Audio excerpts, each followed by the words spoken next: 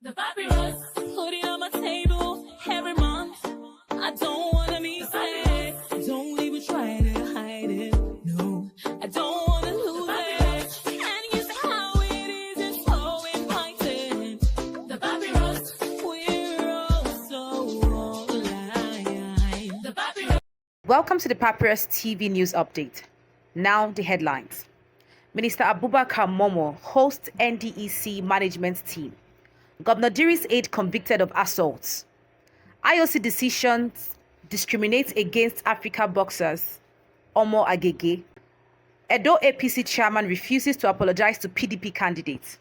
PDP slams Tinubu's 2025 budget as anti-people. Tinubu approves reconstitution of executive management. Parents recount tragic ordeal of son arrested for alleged chicken theft. The Honorable Minister of Regional Development, Engineer Abubakar Momoh, FNSE, recently held a high-level meeting with the Managing Director, CEO of the Northeast Development Commission, Mr. Mohammed Al-Khali, and his management team. The meeting attended by the Minister of State for Regional Development, Honorable Uba Maigari Amadu, and the Permanent Secretary, Dr. Shuaibu Belgore, served as an opportunity for the NEDC to present its achievements and 2025 agenda to the ministry. Mr. Al-Khali provided a detailed overview of the Commission's initiatives since inception, emphasizing strides in regional development. In his remarks, Engineer Momoh commended the presentation and reaffirmed the federal government's commitment to adequately funding regional development commissions. He urged the NEDC to maintain transparency and accountability, focusing on impactful infrastructure and community development projects. The meeting reinforced the ministry's dedication to fostering collaboration with regional development commissions to promote sustainable growth and development. Meanwhile, a Bayelsa High Court has sentenced Mr. Prudence Oguruguru, Senior Special Assistant to Governor Diri, to 3 years in prison for assault.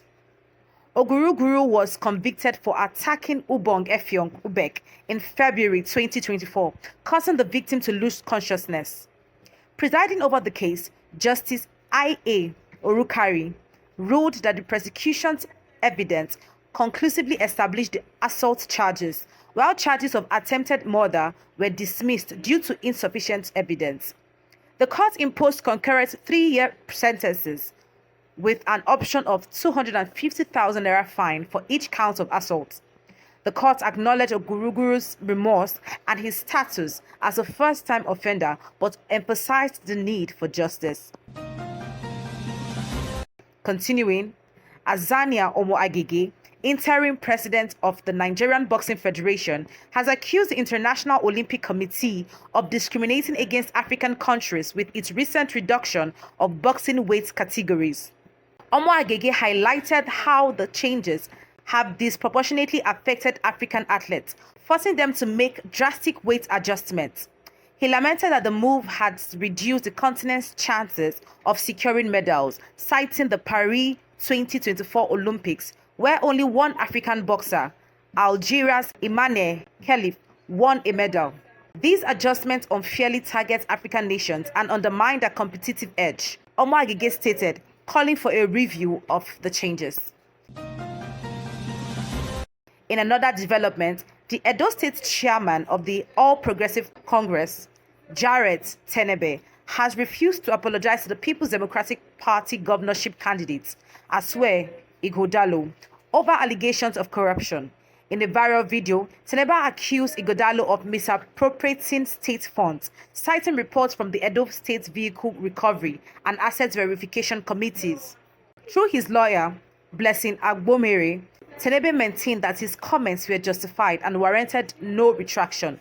The PDP has threatened legal action unless an apology is issued. But Tenebe remains resolute, stating his readiness to defend his claims in court. Moving on, the People's Democratic Party, PDP, has criticized President Bola Tinubu's 49.7 trillion naira 2025 budget proposal, describing it as unrealistic and opaque. PDP National Publicity Secretary Debo Oluogunagba claimed the budget fails to address critical sectors like agriculture, power, and small businesses. The opposition also dismissed Tinubu's forecast of reduced inflation and a stronger naira as voodoo economics. The party called on the National Assembly to assemble budgets to prioritize economic recovery and social stability, warning that its current form would worsen insecurity and poverty. Furthermore, President Bola Ahmed Tinubu has approved the reconstitution of the executive management for 12 river basin development authorities under the Federal Ministry of Water Resources. These appointments aimed at enhancing water resource management and infrastructure development span various regions across the country. For the Ogun-Osun River Basin, Honorable Odebumi Olusegun from Oyo was appointed chairman, with engineer Dr. Adedeji Ashiru as managing director. Other key appointees include Ayo Oyalowo, Dokumu Olufemi, Suleiman Oris, and engineer Julius Oloro. In the Upper Benue River Basin, Alhaji Sanusi Mohammed Babatanko from Bauchi serves as chairman, while Samuel Mahmoud Mohammed from Taraba is managing director, supported by other executive members. The Chad Basin Authority, led by Prof. Abdul Dauda as chairman and Tijani Musa Tumsa as managing director, will oversee activities in Borno, Yobe, and Adamawa State. Similarly, the Benin Owena River Basin team includes Honorable Mike Ohio Ezomo as chairman and Femi Adekambi as managing director. Other appointments include Chief Barrister Ibikemi Bosin in Niger Delta Basin, Haruna Y. Usman in the Upper Niger Basin, and Alhaji Abdulatif Alakawa in the Lower Niger Basin. Each basin authority has a newly appointed chairman and managing director alongside executive members to support their work. President Tinubu tasked the appointees with using their expertise to improve the performance of these authorities in line with his administration's commitments to national development. Conclusively, in an emotional recount, the parents of Segun Olowokere, arrested at 17 in 2010 for allegedly stealing a chicken and eggs, revealed their decade-long battle for justice. Speaking on Talk to Be with Abiola Adebayo, the parents shared their heartbreaking journey. Segun's father, Olowokere Olarewaju, recalled how police arrested his son after failing to extort 30,000 naira for his release. The family's refusal to pay the full amount led to Segun's prosecution as an adult, despite his age being 17 at the time. The father described the traumatic events, from police raids to fabricated evidence, which resulted in Segun being the only child out of several accused to face harsher consequences. His son's insistence on his innocence, despite opportunities to flee, underscored the injustice they faced. The parents, burdened by legal fees and societal stigma, continue to fight for Segun's freedom and vindication. This story highlights issues of corruption and a deep need for judicial reforms in Nigeria. And that is the news at this hour. The papyrus, put it on my table every month. I don't